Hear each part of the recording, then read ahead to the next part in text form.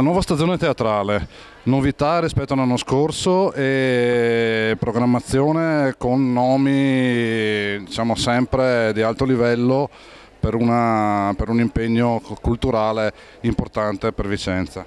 Sì, cerchiamo di farlo e penso che sia, vedete la stagione, una stagione a livello degli anni scorsi, anche se le difficoltà non sono poche, visto che i soci se ne vanno o comunque si riducono gli introiti da parte delle figure istituzionali.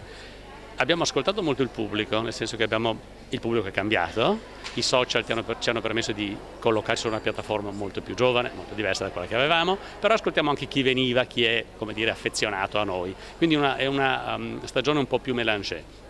Sicuramente la danza è il nostro, come sapete, punto D, dove raggiungiamo vette straordinarie riconosciute dagli altri, non da me.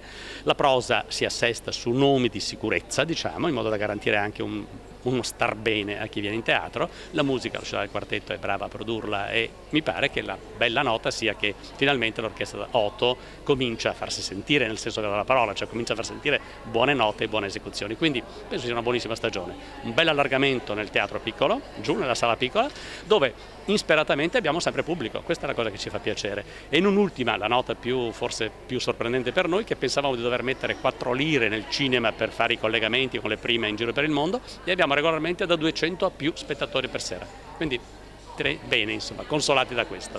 Ecco, per quanto riguarda invece i tagli e i finanziamenti, quanto sono stati e come avete sopperito per questa stagione? Avremo un bilancio naturalmente che va a usare la riserva, perché non possiamo inventarci dei denari che non abbiamo, nessuno di noi prende dei denari, quindi dico fortunatamente.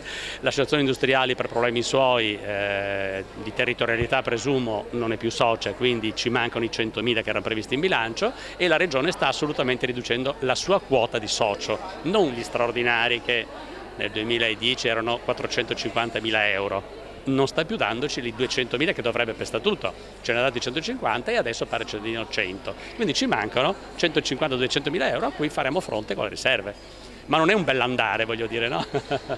Quindi un taglio alla cultura che in realtà sta dimostrando che, detto in maniera molto semplice, può far cassa ancora, oltre che cultura appunto. La cultura deve far cassa in sé come cultura, ma deve essere un attivatore economico per tutte le altre attività, cioè la cultura deve essere un modo in cui altre attività guadagnano, non la cultura in sé.